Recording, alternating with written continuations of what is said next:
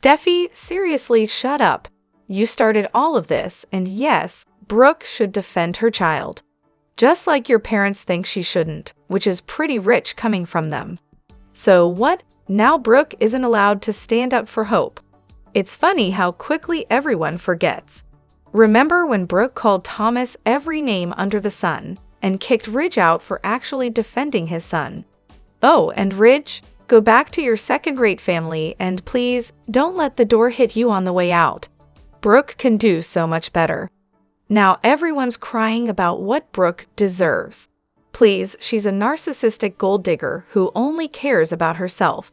She'll use anyone, including her kids, to get what she wants. And let's talk about her wasting her years on Ridge.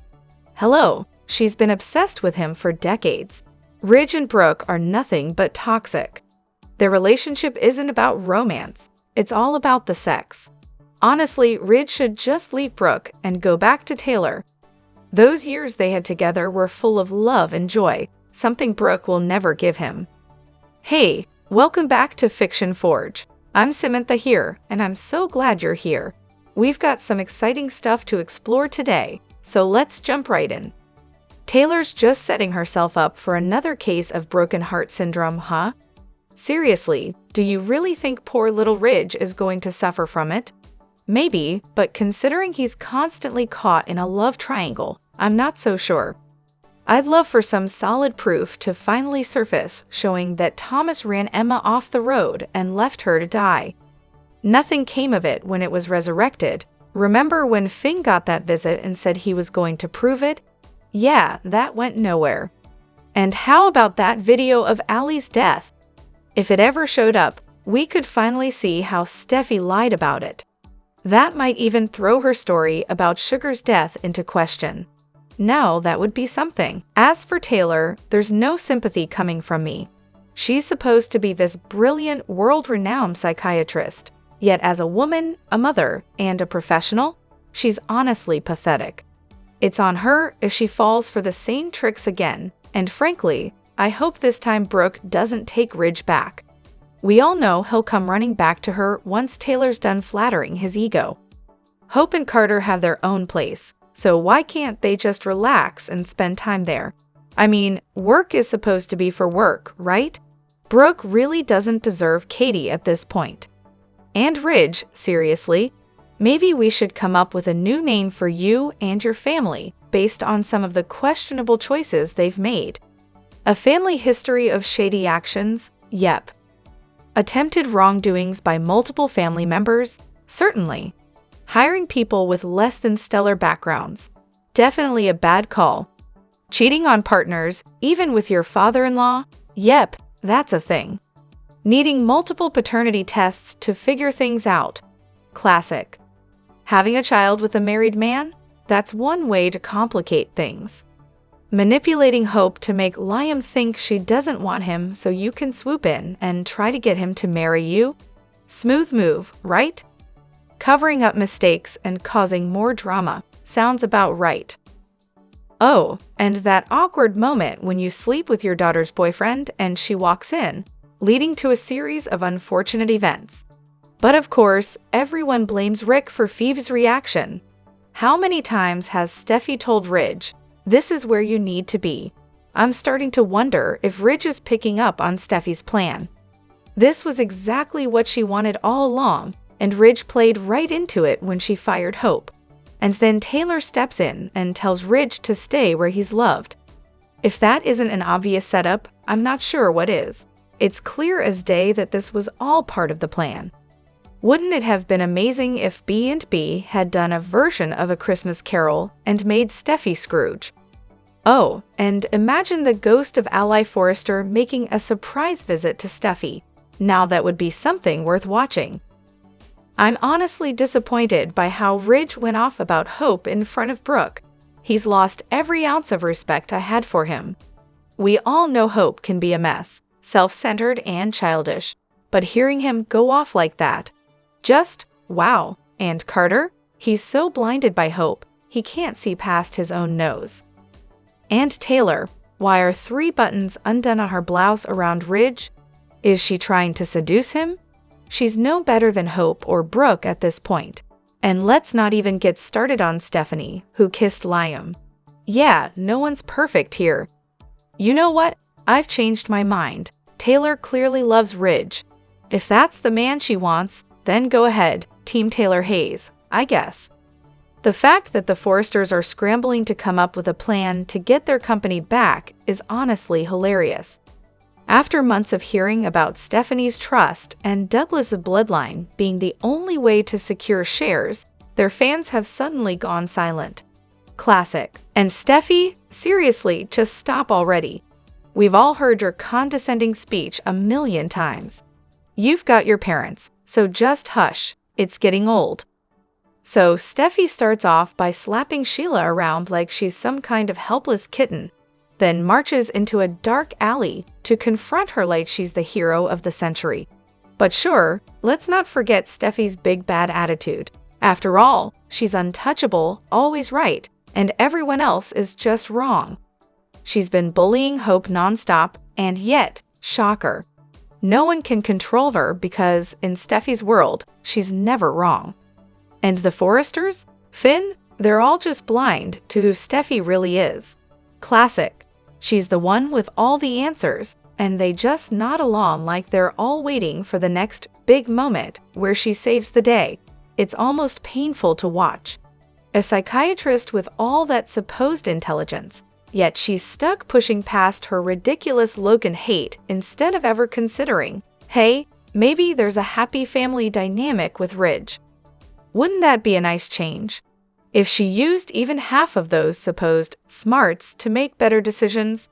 But hey, let's just keep pretending she's destined to win, even when we all know she won't in the end. And oh, Steffie Forrester fans, brace yourselves. I'm Team Steffie all the way, but Taylor? Girl, can you please stop letting Ridge use and abuse your body? He's just not worth it. Seriously, stop chasing that sad life with Ridge storyline. It's getting old. And somehow, they're still blaming Hope for everything. How about we place a little responsibility on Carter, the one who took control of the LLC? Where's the accountability here, Ridge? You signed those papers without reading them, remember? You saw Carter's name all over them. But no, let's just blame Hope. Sounds so logical. Maybe it's time for Ridge and Steffie to start owning up to their own mistakes. Just a thought. Then there's Taylor, who's basically Ridge's personal cheerleader at this point. She tells him everything he wants to hear, never holds him accountable, and now she's won him back, even though she's his second choice. That's something, isn't it? Nothing screams self-respect like hanging around for a man who doesn't love you. Meanwhile, the Forresters lost control of their family company because of Finn. Where's Dr. Finnegan, anyway? Haven't seen him since Ridge had that heart-to-heart about that day in the design office. Does he even know Steffie's been fighting for his honor by losing control of the family business? Maybe he'd like to know about that little gem. But hey, Ridge got his annual ego boost from Taylor, telling him how he's the greatest Forrester and man alive. Classic. Now he can get back to calling Hope every vile name in the book, while Eric, someone who actually knows how to run the company, takes care of the real work. Ridge is just looking for an excuse to head back to Steffie's house, hoping he can somehow patch things up between his parents. Taylor, ever the martyr, keeps telling him, "We're always here for you. We love you." Yeah, sure, like that's not just a load of nonsense. And here comes Steffie, once again blaming Hope for everything that's wrong in her world. Since Hope couldn't break up Ridge and Brooke, Steffie's decided to stir the pot with Ridge and Hope. She knows Brooke won't fall for it, so this is her way of pushing Ridge and Taylor back together. Honestly, Ridge has no backbone or common sense. And you know what? He and Taylor deserve each other. As for Brooke, she stood by Hope because, surprise, surprise, Hope's her daughter. So maybe Ridge can just stay out of the picture entirely. He's not worth even the smallest fly. The real kicker? Those LLC papers were sitting in Carter's hands long before he and Hope even kissed. Who knows how long Carter had been plotting to take over FC? Hope's firing was just the cherry on top, giving Carter all the ammunition he needed to sign off on his little coup. And if Ridge had actually used his brain for once, instead of letting his hormones get the better of him when Taylor popped in uninvited during a business meeting, maybe he would have seen it coming. And don't even get me started on how fans forget all the crap Rick has pulled. They love to point fingers at Steffie and Thomas for being bullies, but conveniently ignore Rick Jr.'s long list of transgressions. Let's see, he bullied his employees, slept with his stepsisters and their mother just to mess with his brother, shot at Caroline and Ridge when he couldn't handle rejection, made his cousin Allie treat him like royalty, faked being paralyzed to keep his job, and oh yeah, he caused Phoebe's death. But somehow, the Logan's amnesia kicks in when it's Rick's turn in the hot seat. We're really still doing the Brooke and Taylor drama? This has been dragging on since 1990, and honestly, it's getting old. Ridge and Brooke were together way before Taylor even showed up, so how about it, Ridge? Pick a wife, stick with her, and stop being such a wimpy. Let's talk about Brooke stepping in to raise Taylor's kids. Remember when Taylor died the last time? Her kids were just little. But when she made her big, dramatic return from the dead, Thomas was 18 and the twins were 16. So yeah, Ridge and Brooke raised those kids. And let's not forget, they had RG when Taylor came back. I'm pretty sure Steffie even made some heartfelt remark about what's going to happen to Brooke. Back then, it's funny how Steffie seemed to actually care about Brooke at one point. But now, the history here is getting twisted to make Taylor look like the better person, when that's not exactly the case. Speaking of Steffie, she's nothing like her grandmother. Remember Stephanie Forrester? She actually made peace with Brooke before she passed away. And who was right there by her side when she died? Not Steffie, it was Brooke. So let's not act like Steffie's somehow the moral high ground. And that moment when Ridge snapped at Hope, did you see Carter step up to him? Oh, and Justin was right behind Ridge too. That's his son's cousin you're talking about, Ridge. A little perspective might help. And finally, I've heard whispers about Quinn coming back for Carter. Why? Because she's got that mixed baby now. You know, Carter wanted kids but didn't get them. So yeah, guess who's going to be on Carter's radar now? Quinn and Carter Jr.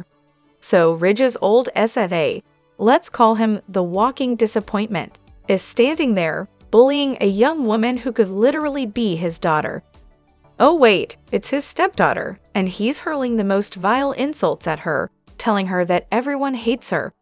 As a mother and a woman, that's completely unacceptable to me. And then, get this, he actually has the audacity to turn to Brooke and say, "Let's go home." Dude, after treating my daughter like that, you don't even have a home to go to anymore. Brooke, seriously, you're gonna go back with the guy who just called your daughter a nasty bitch. Yeah, that's a great plan. Brooke, honey, that man insulted your daughter right in front of you, and you're still trailing behind him like a lost puppy. Wake up. And if Steffie had bumped me like that, oh, I'd have yanked her by the neck, dragged her back, and let her know exactly where she stands. But hey, maybe that's just me. And then there's Brooke, who just can't seem to keep her story straight. She went from telling Hope nothing justifies a coup to suddenly claiming they had no choice, they were hurting. Oh, and let's not forget the best part. Brooke lectured Hope, saying it's their right if they don't want to go with Carter's ideas, he can't take it personally, to now asking, did you even consider his ideas? What? This whole storyline is a mess, and I'm pretty sure my brain is starting to fry from all the contradictions. Then Taylor, ever the opportunist, swoops in like a vulture circling a carcass. She must have been waiting for Ridge to say something about leaving Brooke so she could show up and pretend to care. Let's be real, Ridge just needed any excuse to run to Taylor. The guy's a spineless punk, and there's no other way to put it. Where do I even begin with Ridge, Taylor, and Steffie? The sheer depth of my disdain for these characters is honestly impressive. I mean, it's hard to find anything more cringeworthy than their personalities. The only storyline even remotely tolerable at this point is the Logans and Carter going toe-to-toe with the Forresters. Everything else? A complete dumpster fire. Seriously, I can't even look at Taylor on screen without feeling the urge to skip ahead. And don't even get me started on Deacon, Sheila, and Bill. Where are they? We've got a lot of filler nonsense going on, but the characters who actually bring some energy are nowhere to be found. As for Carter, here's hoping he actually gets to keep the company, though I won't hold my breath. Taylor, though, oh, she's a gem, isn't she? Rebecca Budig's version of Taylor is just chef's kiss in terms of hypocrisy. She's got that dry, haughty, self-righteous, I'm morally superior to everyone else vibe that just makes you want to roll your eyes until they fall out. I can't stand her. Seriously, how is she supposed to be a therapist? She's more like a troll in designer clothes. She and Steffie have basically single-handedly ruined this show, and I'm honestly not shocked that it might get canceled, especially with the new show coming in. I mean, what else is there to watch at this point? And don't even get me started on Taylor's smug, manipulative, dishonest character arc. It's like watching a slow-motion train wreck that just keeps getting worse. As for Ridge, well, let's just say I've been loathing him the longest. He outright lied to Taylor and Steffie about Brooke, claiming she won't give an inch. Yeah, right. He's just a stubborn, controlling, boorish you-know-what. Steffie? She's a carbon copy of her parents, delusional, entitled, and completely insufferable. Honestly, everything you've said is spot on. It's like the writers are intentionally trying to make us hate these characters. Like, do they even realize what they're doing? And don't even think about making me choose between Brooke and Ridge anymore. I love her with Bill Spencer. They actually seem to have fun together.